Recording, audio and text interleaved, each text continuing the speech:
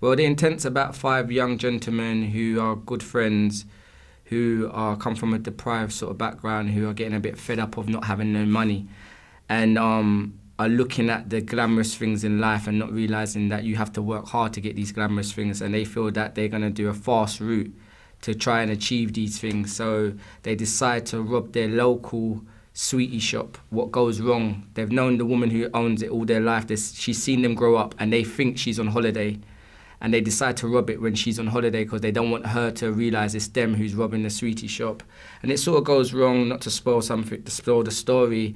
And they go on from there, continuing robbing places because they see how fast this money's come, not to realise that they've been infiltrated by an undercover police officer who is their best friend, who used to hang around with them, but is now a police officer who's involved with them in these robberies. I was influenced of old films that I've seen, old American classic hip-hop films. There was a film called In Too Deep with LL Cool J, and he was infiltrated by an undercover police officer who was his friend. And I saw that film many, many years ago, and I watched another film called Juice, and like Boys in the Hood, and many old classic American hip-hop style films, urban films, and I just felt that the UK hadn't had something like that before. And seeing the success of Top Boy on Channel 4 doing really well, I felt that if somebody made a movie in the UK that represented that and sort of touched on these issues, but in a movie way, it would do really well. So that's why I wrote The Intent. Like Nicky's saying, for me it was, we've never had a film with this much grit in the UK.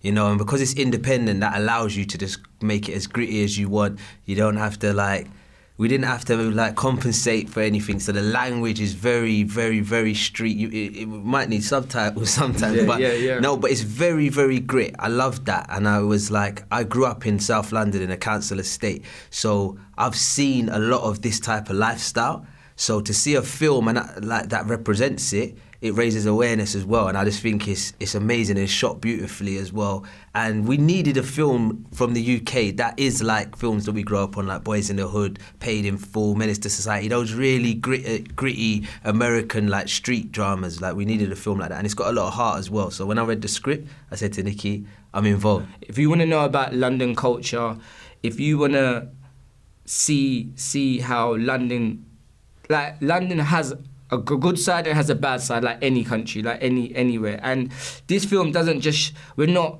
idolising violence, we're not showing criminal, we're not encouraging young children to do criminal activities. What we're trying to show you, if you live this life, there's a consequence to it. Either you may go in prison, you may be dead, you may lose friends, do you understand? And you have to show both sides. With good, there's bad. And we felt that we got the balance there. It was extremely difficult to make because we're independent. We had to first of all find the finance. We ran out of finance. We had to keep on finding finance as we were shooting. We had a team of 40 to 50 people, and our team's very small. So to deal with all the actors, to find cars to pick them up in the morning, to get rappers on set at 6 a.m. or 7 a.m. is they're not awake. To get actors like Ashley, who's professional, he understands it. He knows. There'll be rappers, they'll say to us, we'll tell them their call sheet is get here at 6, have breakfast, but they may not be shooting till 1. Yeah, they may not be shooting till 1, but they're upset that we've made them come in at 7. But they don't understand. We need you here on set to get ready, to get your makeup done, to get into your lines, to make sure you're ready. If they're shooting at 1, they want to turn up at 12:30. The audience, I feel first they'll be entertained. They'll be entertained by it, and they'll get a lot from it. It'll be there'll be those from the other side of the bridge will find it very interesting to see how these people live, and it's an insight for them. And I think it's got another hidden message on, because we're living in a world of social media where everyone's glamorizing what they have, and people are seeing a lot and thinking, oh, I want to be like that, I want that, and they starting to feel insecure if they don't own these things and have these things. And there's a big message in the film about that, of wanting glamour and that lifestyle, and what are you prepared to do to achieve it.